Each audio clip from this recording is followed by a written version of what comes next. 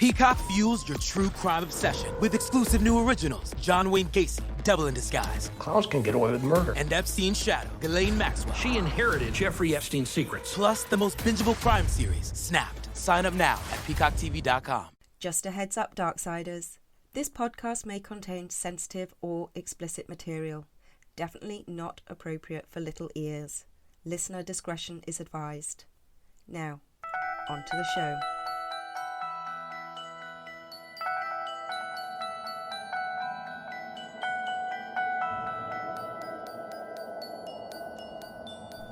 Today's story takes us to Baltimore, the most populous city in Maryland, United States. It has a long history of being a very important seaport, and it is the birthplace of the American national anthem, the Star-Spangled Banner. It was July 25th, 1984, when 9-year-old Dawn Hamilton woke up surrounded by all of her closest friends. She'd had a sleepover at her house the night before, and the girls were excited for a day of fun ahead. After breakfast, they all decided to go out and enjoy the warm summer sun with a game of hide and seek. They headed out to Becky's Pond, a local nature area with light brush and trees. It was a good place to play hide and seek. When they got to the pond, her friends decided that Dawn was it. So as she counted to 20, all her friends went and hid in the foliage. After she finished counting, she went in search of them. But try as she might, she just couldn't find them.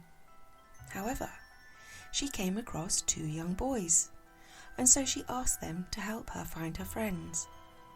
But the 2 boys had just caught a turtle, and this was a far more exciting prospect to them than helping a little girl find her friends.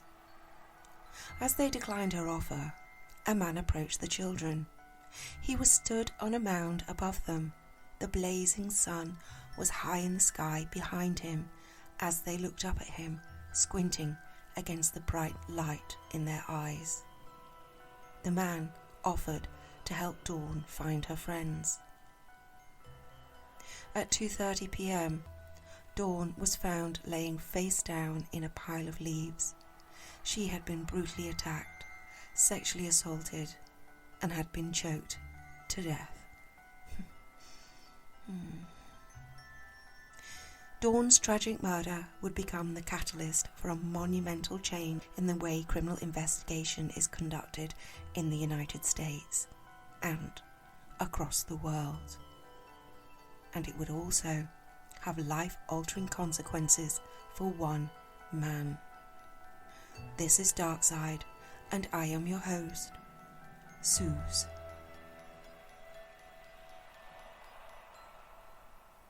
So, who had done this to Dawn? And why would her tragic murder change the way criminal investigation is conducted? Let's find out.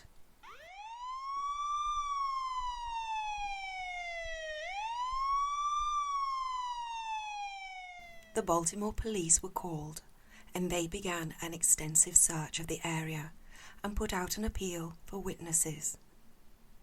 It wasn't long before the 2 young boys that had spoken to Dawn at Becky's Pond came forward.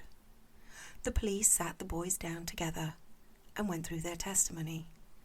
They described the man as over 6 foot tall, slim, tanned, with light curly hair and a moustache. The police then asked them to help them build a composite sketch. But the boys struggled with the sketch, and neither could firmly agree that the composite looked exactly like the man they had seen. They thought the eyes looked the same, but the moustache, it was all wrong. The man that they saw on that fateful day had a handlebar moustache. You know, the type that stretches down on either side of the mouth to the chin. But the composite had a man with a small moustache. And the police didn't change it. Several other people came forward, citing that they had seen Dawn with a man, but only one woman had gotten a close enough look at the man to be able to help the police with a composite.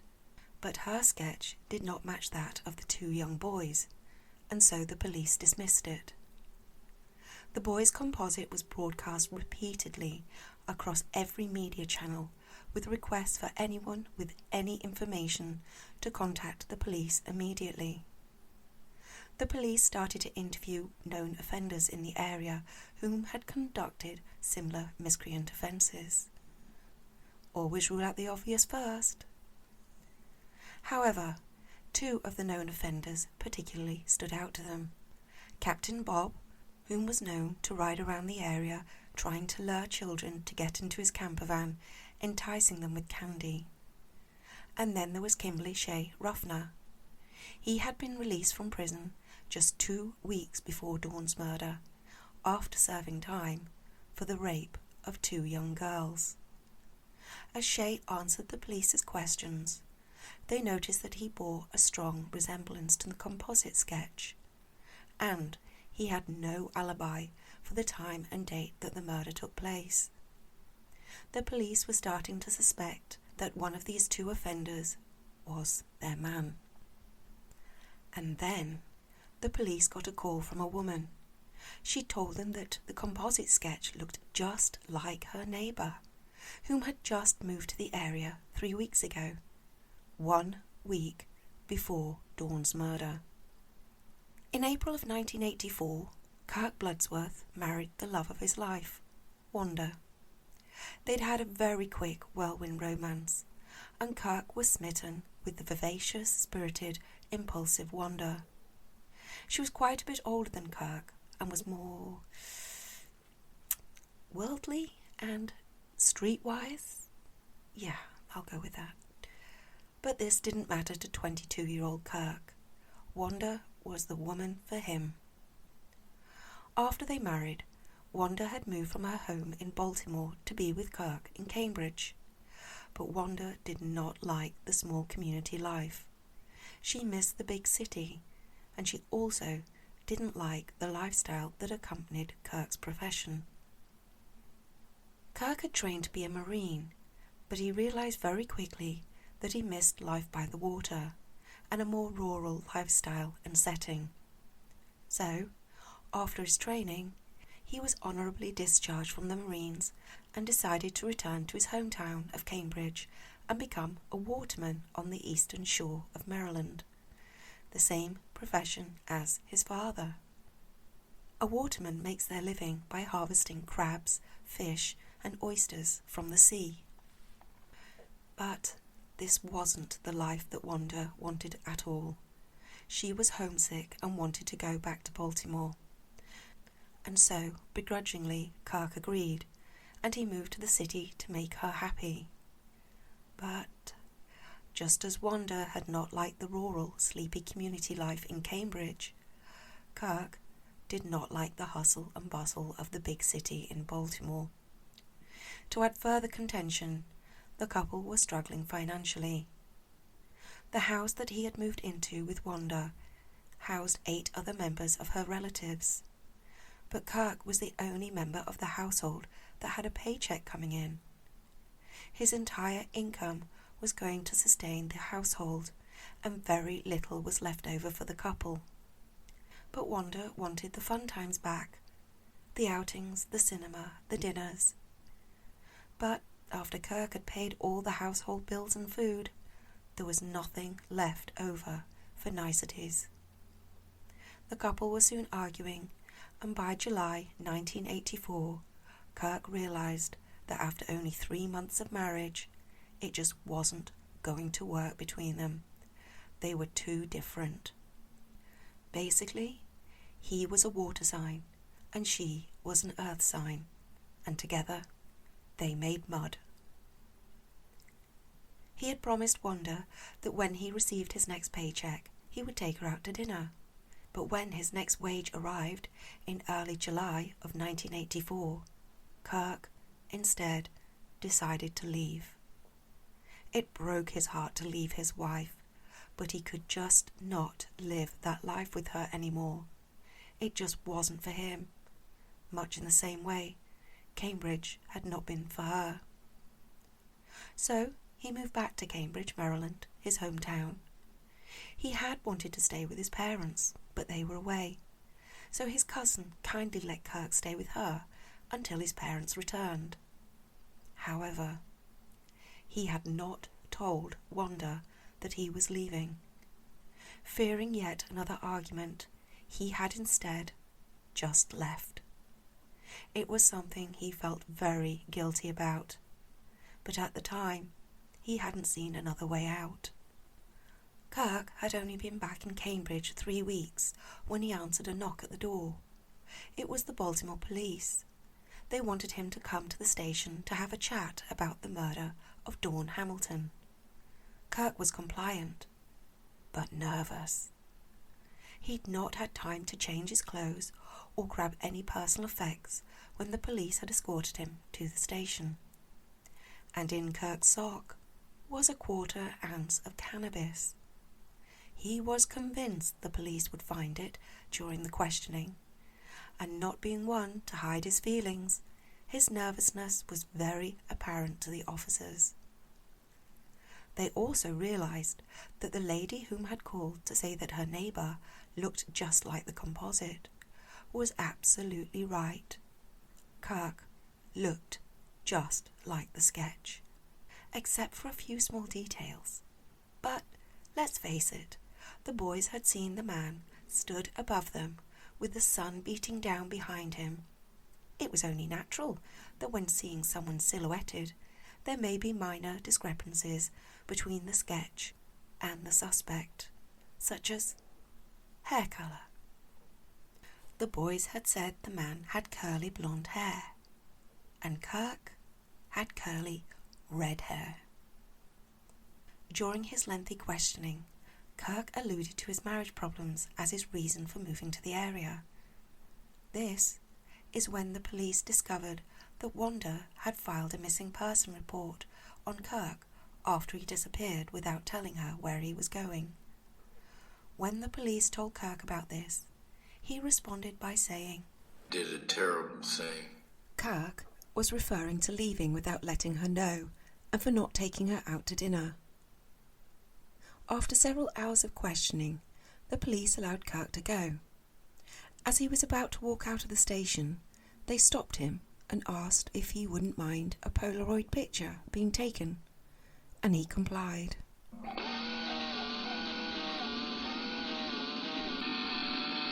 After the picture was taken, Kirk was allowed to leave, and he breathed a sigh of relief. Phew. But had the police just let the real killer leave?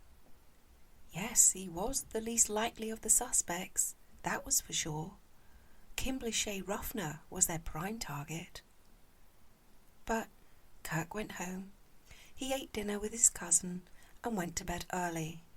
It had been an exhausting day, and he just wanted to get a good night's sleep. Open up! It's the Baltimore County Police Department. We have a warrant for the arrest of Kirk Bloodsworth. Step outside, Mr. Bloodsworth. You're under arrest for first-degree murder of Dawn Venice Hamilton, USOB. It was 2:45 a.m., and 22-year-old Kirk Bloodsworth had just been arrested on suspicion of the first-degree murder of Dawn Hamilton. Within days, Kirk went up in front of a judge, and the list of charges were read out, as well as the corroborative evidence, one of which was Bloodsworth asking the police to apologise to his wife on his behalf for doing something terrible. As I mentioned before, Kirk had referred to leaving without letting her know and for not taking her out to dinner. But the police had read much, much more into it. As they say in the Miranda rights, anything you say may be held against you in a court of justice. His nervous demeanour whilst being interviewed was also raised, as was his striking resemblance to the composite sketch. The judge agreed to the arrest charges, and Kirk was now going to face trial for first-degree murder, with the prosecutors aiming for the death penalty.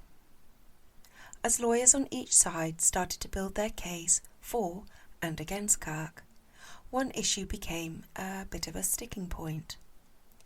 Kirk's hair. His flaming red hair, which couldn't have been further from the blonde hair described by the boys. The lawyers on each side approached the police and requested verification from the witnesses.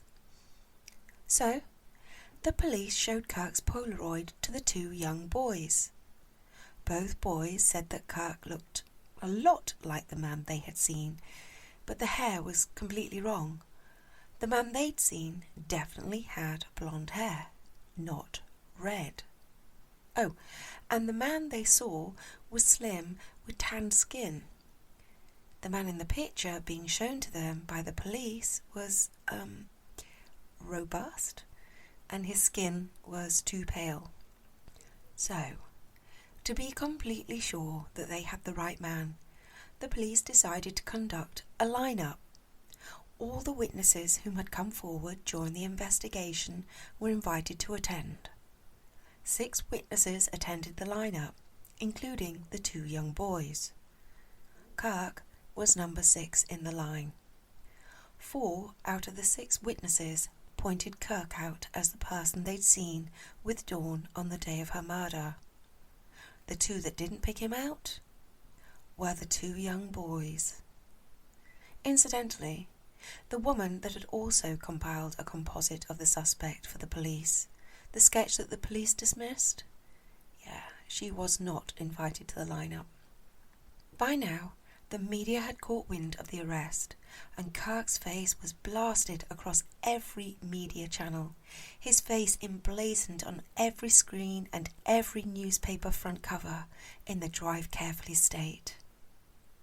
A few days after the lineup, the parents of the 2 young boys contacted the police to tell them that their children had made a mistake. They'd picked the wrong man in the lineup. The boys now identified suspect number 6 in the lineup, Kirk. The police were applauded by authorities for their swift action and quick arrest. Baltimore's finest were the pride of the state. Kirk and his family could not afford a lawyer, so one was appointed to him. The lawyer came to visit him in prison.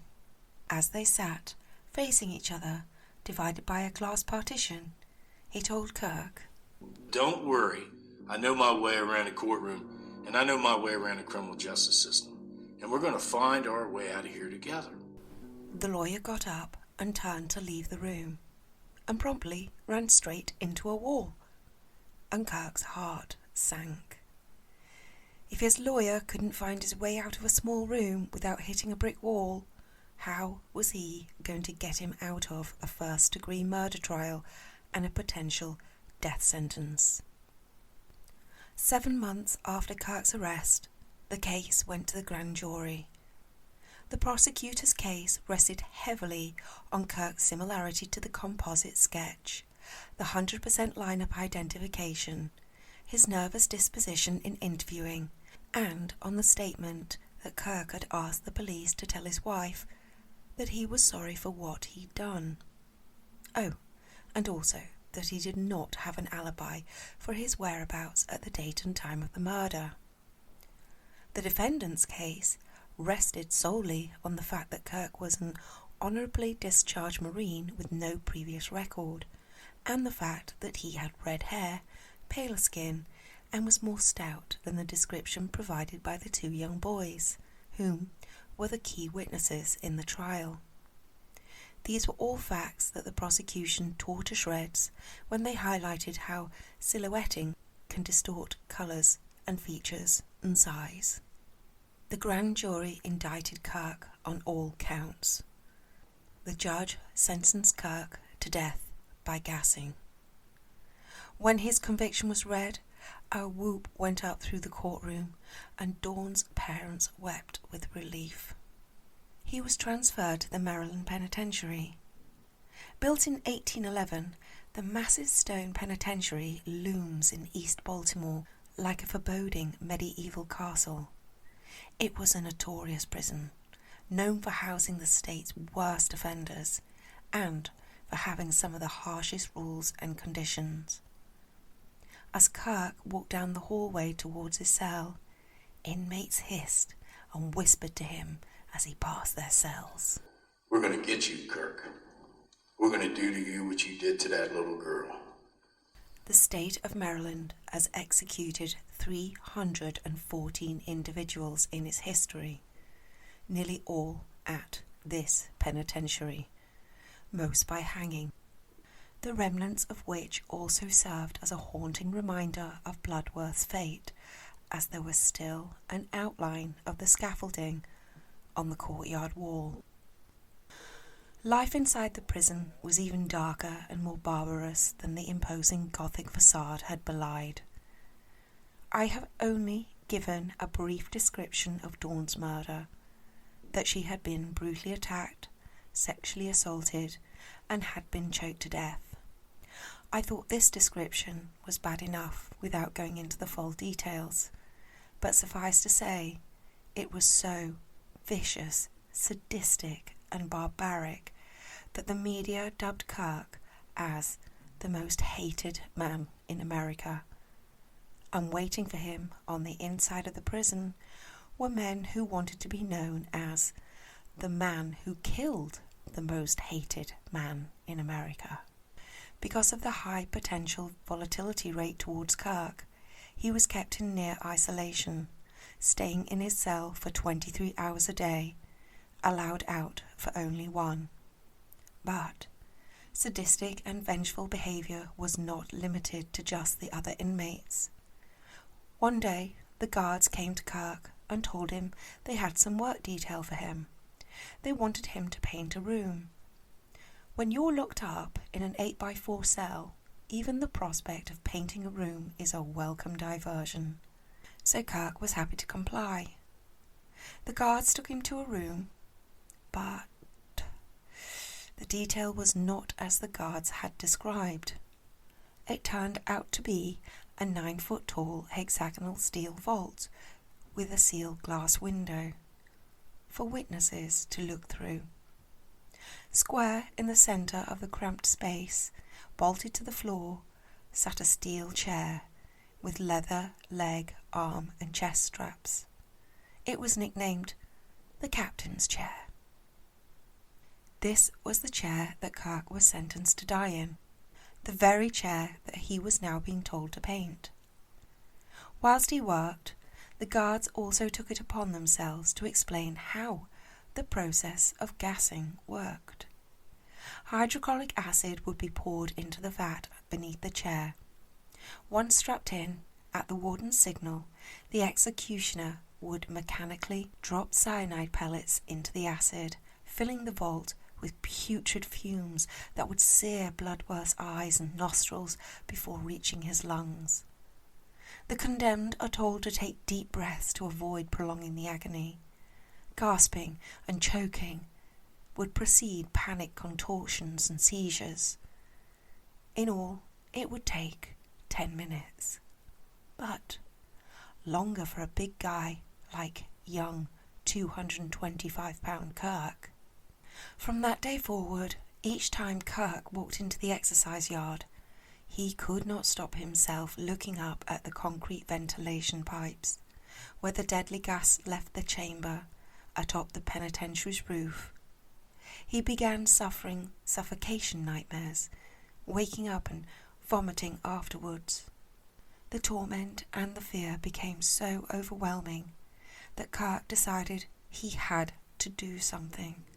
He could not just sit there waiting to be beaten up by the other inmates, waiting for his last meal, and waiting to die. He started to research his case, looking into each witness statement, each piece of evidence, looking for loopholes, looking for wrongdoing, for anything that may suggest a miscarriage of justice, anything that would help him get out of this hellhole. Why, I hear you ask?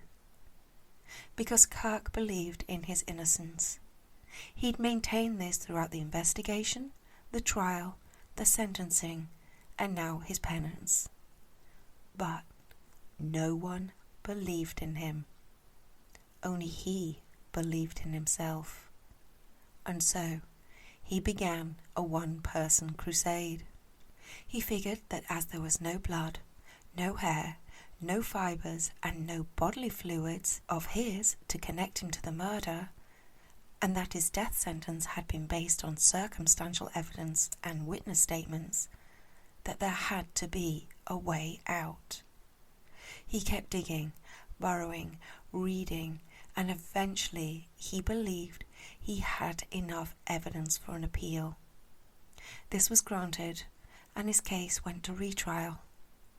The new evidence submitted was that the police had failed to make known in the first trial that they had other suspects that they were looking at, Captain Bob and Kimberly Shea Ruffner. The fact that there was no physical evidence tying him to the scene or the crime, and that his words for his wife, apologising for having done a terrible thing, were taken completely out of context. Kirk and his lawyers held their breath as the jury filed back into the courtroom. Kirk's heart thumped in his chest. He felt light-headed, and he had stars in front of his eyes. These 12 strangers held the fate of his life in their hands. Guilty, guilty, guilty. Kirk openly wept as the verdict was read. The only saving grace was that this time he'd been given 2 life sentences, and the death penalty had been taken off the table. He was shackled and taken back to prison, to a new cell, no longer on death row. In prison, Kirk's mental health and spirit hit rock bottom. He might not have the death penalty hanging over his head, but now he faced the rest of his natural life in prison. He felt distraught, aimless, and adrift. He no longer spent hours researching his case, for what was the point? He'd exhausted all his avenues. This 8x4 cell, with its steel furnishings, was where he would spend the rest of his days. Then, one day, he received a parcel from a relative. It contained 4 books. The first book was on how to create origami. Yeah, he gave that one away. The second book was about pastel drawings. That appealed to him, so he kept it. The third book was The Joy of Sex. He threw that one in the bin, as he knew he would never need it. But the fourth book was called The Blooding by Joseph Wambaugh. It was a book outlining the murders of Linda Mann and Dawn Ashworth in Narborough, Leicestershire, in England. The very case we covered in last week's episode. And it described how DNA had been used for the very first time to convict Colin Pitchfork of their murders. I had an epiphany. If it could convict you, why can't it free you? Kirk started rifling through his paperwork from his case. He was sure he had seen something, somewhere, about spermatozoa having been seen on the swabs.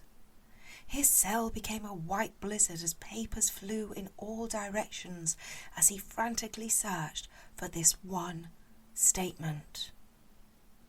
And he found it on the autopsy report. He wrote to the prosecutor from his trial, Anne Probst, immediately and requested he take a DNA test. A week later, he received a response, and it said, We regret to inform you that the DNA has been inadvertently destroyed. Kirk was devastated. His last vestige of hope gone. He felt his spirits plummet. Prison life was hard enough, and the only thing that kept him going was his hope. When this was gone, well, there seemed to be no choice but to accept the depressive, dark environment that surrounded him, and that now engulfed his very being. In a last-ditch attempt, he decided to send out letters, many, many letters, to lawmakers, prosecutors, defenders, judges, anyone he could think of, begging for help and asking, how does evidence just get destroyed? He received only one response to the plethora of letters that he had sent out. It was from a Gary Christopher, whom was a defender in the Federal Public Defender's Office. Christopher said that he knew someone who may be able to help, a Bob Morin, and he was going to try to get Bob to come see Kirk in prison. Kirk waited and waited. For days he sat and waited and prayed and hoped and begged with every fibre of his being, and praying to any higher power for this Bob to come to see him. One day, some weeks later, Kirk was told he had a visitor. It was Bob Morin. Arming himself with every piece of evidence he had, armfuls of binders, books, notes, he went and sat down in front of Bob. And as he opened his mouth to start his pitch, Bob told him that he'd only come to the prison that day to tell him that he wouldn't be taking his case. Kirk, with mouth opened, poised, ready to present his evidence, was gutted. But this was Kirk's last chance. No one else had responded to his letters.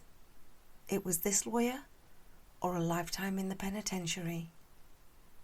He asked Morin for just 5 minutes of his time, and if, after 5 minutes, he did not want to take his case, Kirk would raise no objection. And so, Morin agreed. 5 minutes later, Kirk had a new lawyer, and what's more, Morin was so convinced, he agreed to do it pro bono. Morin's team launched into a massive investigation and search of all the paperwork associated with the case, but time and time again they kept coming up against brick walls. There was a tremendous amount of speculation surrounding the case, no actual hard physical evidence, but there was also no new evidence to warrant a retrial. So Morin's team contacted Anne Brobst, the prosecutor whom had told Kirk that the evidence from the case had been destroyed. Once again, she informed them that all the evidence was gone. But like Kirk, Morin didn't believe her. So he went to the courthouse himself. Twice. He searched the archives, and there really was nothing. But Kirk was adamant that there had to be. There wasn't just the physical clothing evidence, but there had been swabs which should have been kept. The evidence had to be at the courthouse somewhere. On a phone call to Morin, Kirk begged. You gotta go back and check. He said, I've already been twice. I said, man, you gotta go one more time. So, begrudgingly, Morin went back to the courthouse, and sure enough, the evidence wasn't there. Defeated once again, Morin made his way out of the building. Just as he was about to leave the courthouse, he bumped into one of the clerks from Kirk's trial. The clerk asked what he was doing there, and Morin explained that he was looking for the evidence in the Hamilton Bloodsworth case. I know where that is. It's in the judge's closet, in a paper bag, sitting in the floor, in a cardboard box. Sitting in a box on the floor of a judge's closet sat the key to Kirk's freedom. Morin paid for all the DNA testing himself, so convinced of Kirk's innocence. Some weeks later, Morin received the DNA evidence, and the results were not what they had been hoping for. Test after test showed that the samples were too corrosive, as there were not enough cells still discernible. There was only one test that actually showed half a cell of DNA. half a cell of DNA. That was it. Out of all the samples, just one half cell. Morin had to call Kirk with the news. Kirk, you're innocent, man! You're innocent! Duh! Well, Kirk knew that. But would a judge? Would a jury? DNA evidence had never been presented at trial before in the United States, and all they had was half a cell of DNA. It was an unheard of science. Yes, it had convicted a killer in England, but would the courts permit such evidence to be admissible at trial in the USA? Let's see. It's a story that really is nothing short of incredible. A man who was sentenced to spend the rest of his life in prison now has a brand new life. With the stroke of a judge's pen, Kirk Bloodsworth was set free today after DNA tests cleared him of the murder of a 9-year-old girl.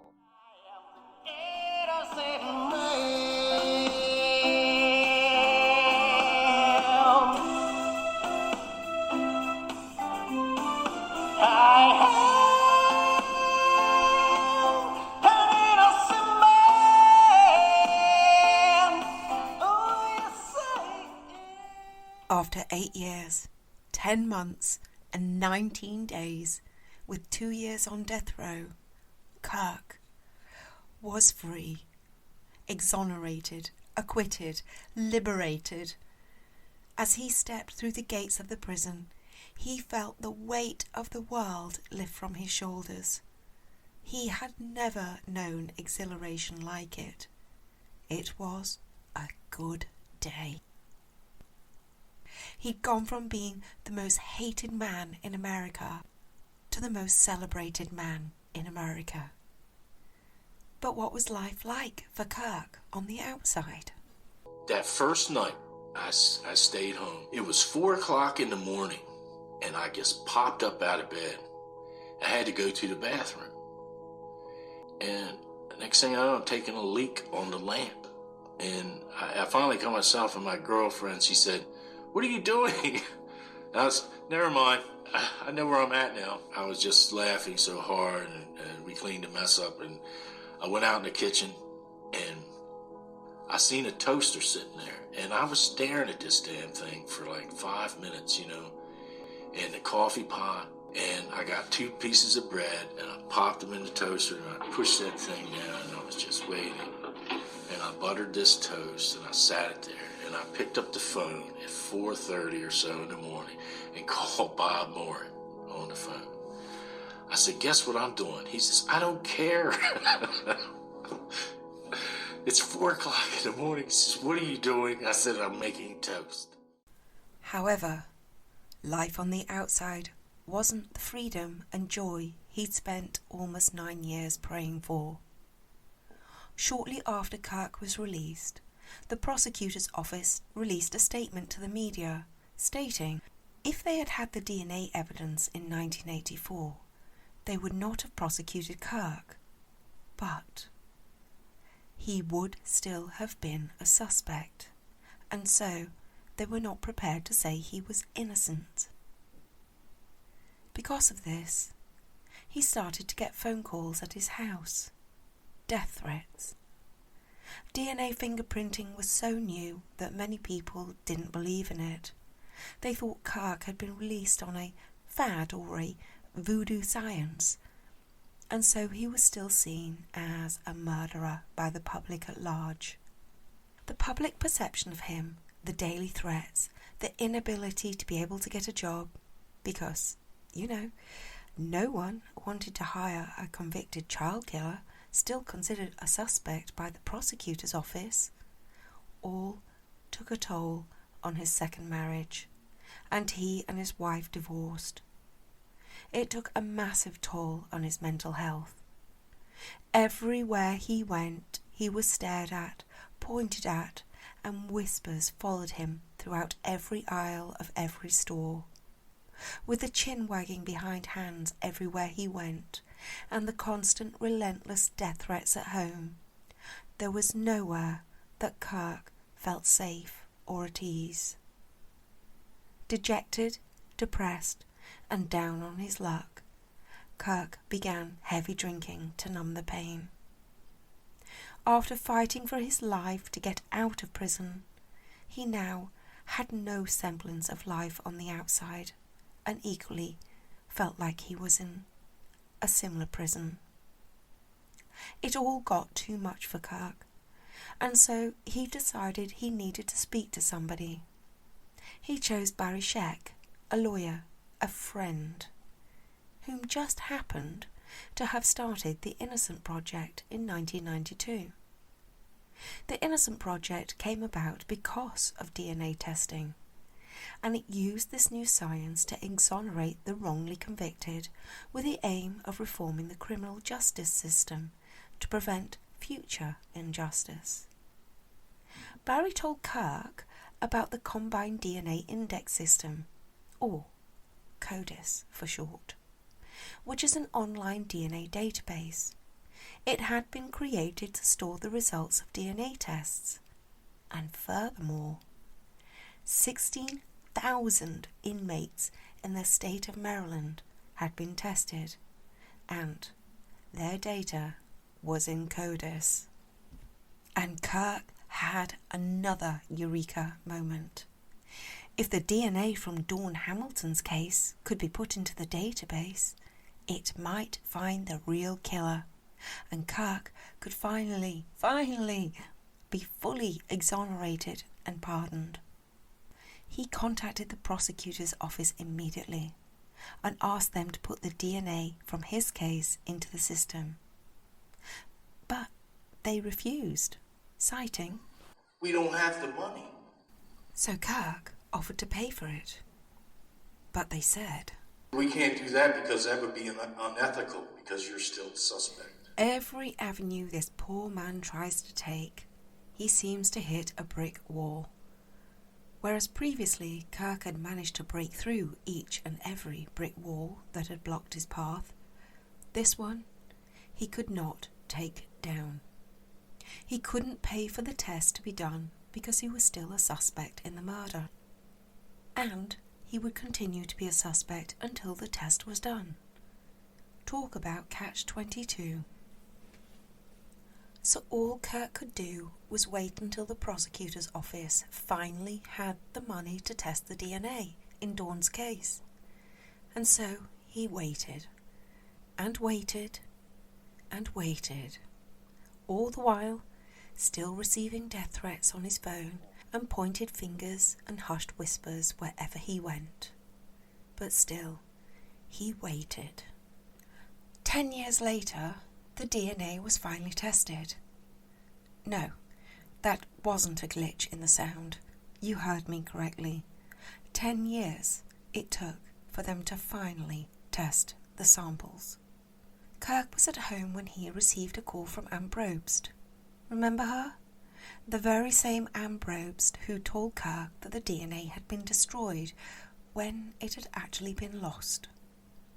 Incidentally, this woman has also been the prosecutor in both of Kirk's trials, where she painted him out to be a monster. Very matter-of-factly, and without any hint of apology or regret, she informed Kirk that the sample had been a hit in CODIS, and now they knew the identity of the real killer of 9-year-old Dawn Hamilton. It was Kimberly Shea Ruffner, one of the first suspects in the police investigation, the very one that had just been released from jail in 1985 after serving time for raping 2 young girls. The very same man that had actually occupied a cell on the floor below him at Maryland State Penitentiary.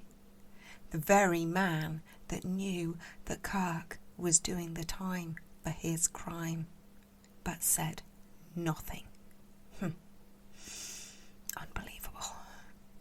And the reason that the police had decided to dismiss Ruffner as a suspect and instead go after Kirk was because of the two young boys whom had created the composite sketch and had told the police that the suspect was 6'5" and Ruffner was 5'6", whereas Kirk was 6 foot, which made him closer in height to the young boy's statement. That pustular, retrograde Ruffner was tried, convicted, and sentenced to life imprisonment, which would come into effect after he finished serving his current sentence. He'll be 75 when he finally smells freedom again. I personally hope he never smells freedom again. Kirk received a full exoneration and pardon in 2004. Well, hallelujah and amen. Now that the finger-pointing, the whispering, and the death threats had all ceased, life finally could start afresh for Kirk. But by now, he was in his 40s. He'd not had a solid job or career for the best part of 2 decades, and the world had moved on so much since his incarceration that it was often hard for him to understand the newfangled gadgets and computers, which fairly much rendered him unemployable. What was he to do? The last thing he wanted was to spiral into depression and drinking again. He needed to find a vocation, something whereby he could utilize the talents that he did have. And the 2 talents that were Kirk's strengths were his dogmatic, unwavering tenacity and his ability to motivate those through speech. There was also one other thing, his experience, what he had endured. And Kirk just couldn't get it out of his head that if it had happened to him, it must have happened to others. There must be other innocent people in prison, like him, sitting on death row. He felt a strong need to help them, to give them the support, advice, contacts and resources that he had not had access to when he was incarcerated, until Bob Morin had given Kirk 5 minutes of his time. He began doing motivational speeches throughout the state, at schools, at prisons, at churches, wherever anyone would hear him. His speeches caught the attention of the Witness to Innocence organization, a Philadelphia-based coalition of death row exonerees who work to end capital punishment. They invited him to be an assistant director, whereby he could use his experience and motivational speeches to help remove the death penalty altogether. Now, in America, capital punishment, or the death penalty, is decided by the state, not the federal government. Kirk began to petition to the Maryland State Senate to abolish the death penalty. He garnered thousands of signatures in support, arranged hundreds of protests outside the courts. But their cries seemed to fall on deaf ears with the lawmakers. Why, I hear you ask? Well, Senate President Mike Miller was not a supporter of the bill, and for years he had stalled in committee to abolish the death penalty. But still Kirk pushed, and eventually in 2009 the abolishment bill was put before the Senate. Kirk and his supporters held their breath as the bill was debated and discussed, and then the Senate delivered their outcome. They wouldn't remove the death penalty, but they would institute the tightest death penalty restrictions in the country, limiting capital cases to those with biological or DNA evidence of guilt, a videotape confession, or a videotape linking the defendant to a homicide, whereas previously this type of evidence was not mandatory for a death sentence. Well, it was better than the previous law, I guess. But it didn't satisfy Kirk. He wanted an all-out abolishment, and he wasn't going to give up. And he didn't. He spoke to every senator, every congressman, every congresswoman that he could garner support with. And eventually, his slow, methodical, dogmatic tenacity, the same one that had secured his exoneration and pardon, well, it paid off once again. In 2013, the bill went through the Senate and up to the General Assembly. In other words, the actual abolishment of the death penalty in the state of Maryland will be voted on. Kirk was, as always, optimistic, but those around him weren't. The President of the Senate was still Mike Miller, and he was still in full favour of keeping the death penalty, so those around Kirk didn't think the bill would even reach the floor for a full vote.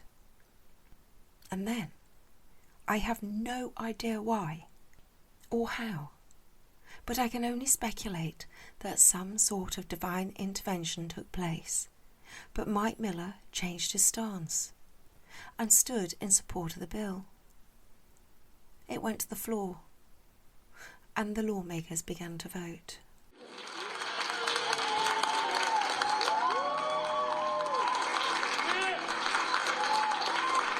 Thank you so very, very much for all of your hard work on this important issue. Today, the Maryland General Assembly voted to repeal the death penalty in Maryland. We have a moral responsibility to do more of the things that work to save lives. He did it. It had taken 28 years in total, which included 8 years of incarceration, 2 years on death row, 11 years of finger-pointing and death threats. But finally, after 28 years, Kirk had killed the very thing that had almost killed him. He broke down and wept. So, he had achieved what he set out to do. But what now? Well, come on. I think you've all gotten a good idea of just how remarkable, tenacious and motivated Kirk Bloodsworth is. He was not about to sit on his laurels. He went on to publish a book called Bloodsworth, and it was about his experience. This led to a documentary called Bloodsworth, An Innocent Man, both of which have been my main resource base for today's episode. But fun as all of this was, Kirk wasn't done with trying to change laws. He drummed up support for another bill, which was also voted through the Senate. It was the Innocence Protection Act, which established the Kirk Bloodsworth post-conviction DNA testing program, and this will provide funding for testing. So no one will ever have to wait 10 years to be pardoned like he did. Today, you can still hear 58-year-old Kirk giving his motivational speeches at churches, schools and centres. He is now the director of the Witness for Innocence organisation and has become one of the most sought-after anti-capital punishment advocates in the country, as well as being a key influencer in helping other states abolish the death sentence. Way to go, Kirk. At the time of writing this episode, 30 states in America still have capital punishment, and 20, including DC, do not. To date, since 1989, since DNA testing results have been used extensively in US courtrooms, there have been over 1,700 exonerations. Recently, there has been about 10 a month. A 2014 study conducted by the National Academy of Sciences claims that 4% of people sentenced to death are innocent. To put this into context, this means that of the 33,000 people that have been put to death in the United States since 1977, 1,320 souls were innocent. I'll just let that one sink in. Last week, we heard the story of how the egregious Colin Pitchfork was the first man in the world to be convicted using DNA testing. And today, you've heard Kirk's story, that of an incredibly resolute, steadfast person who broke down every wall and every barrier in search of the truth, to become the first person in the world to be exonerated using DNA. My one regret about today's episode, and something that sits outside of how I normally construct my stories, that is the lack of the background information I have provided on Dawn Hamilton. I always like to give you all an insight into their lives, their hobbies, their characters, so that you, like me, can feel an emotional connection to them. Sadly, I was not able to do this for Dawn. Search as I did, I could not find any information on her, other than her horribly brutal murder. But whilst I couldn't find any background information on Dawn Hamilton, I am consoled by the fact that not only was her true murderer finally convicted, thus giving Dawn's family closure at last, but that her death was not in vain. 2 beautiful young girls, both called Dawn, on opposite sides of the Atlantic, whom suffered brutal and tragic deaths, but both of their murders, as well as that of Linda Mann, went on to become the catalyst to change the way criminal investigation and trial proceedings are conducted across the world today. So, you could say it was the dawn of a new era, thanks to those beautiful young girls and the people involved in their cases whom would not give up, no matter what barriers they faced. Superintendent David Baker in the Linda Mann and Dawn Ashworth cases in the UK, and Kirk Bloodsworth, whom never gave up trying, pushing and fighting for his exoneration in the Dawn Hamilton case. They utilised a little-known scientific discovery which went on to give the world an immeasurably valuable resource to both solve cases as well, as we know in the case of Kirk, to exonerate the wrongly accused. And, of course, thanks to Dr. Alec Jeffreys, whom, by pure accident whilst researching haemoglobin in seals, discovered a stutter in their genetic makeup, which paved the way for DNA profiling. You all deserve medals, in my opinion. Just one last note before I sign off. Kirk Bloodsworth's middle name is Noble. Very befitting. I personally think it should be his first name. Don't you? I hope you've enjoyed today's story.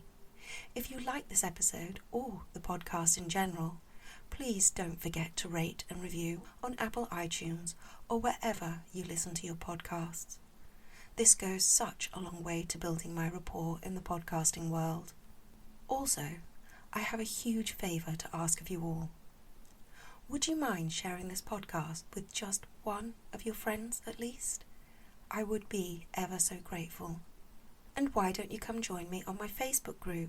Come have a chat, share your thoughts on episodes, or suggest a case for me to cover. You would be most welcome. And lastly, a huge thank you to all of you that have listened to my episodes so far and have posted such lovely comments on the Facebook group. It really does keep me motivated. I am aware that I have some sound issues, and I am working very hard to resolve that, so please bear with me. I am new to all of this. I'm getting my stride as I go along. With Christmas just around the corner, I have put on my wish list for some equipment that will help improve the sound. Let's hope Father Christmas receives my letter. Oh, and let's hope he's not in self-isolation over Christmas, huh? So, until next time, stay safe, stay alert. SuZe, over and out.